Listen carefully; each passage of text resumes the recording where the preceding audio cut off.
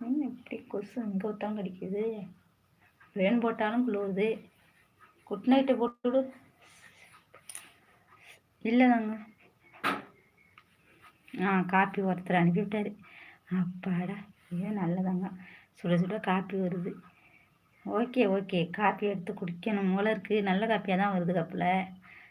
Hello அக்கா, வணக்கம். நான்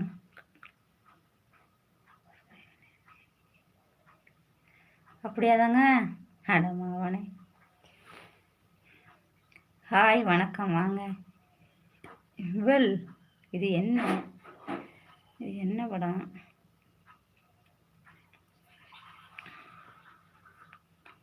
காப்பி எடுத்து குடிக்கிறேன் போதுங்க. அதில் பிஸ்கட் ஒன்றும் வச்சு அந்த மாதிரி தெரியல.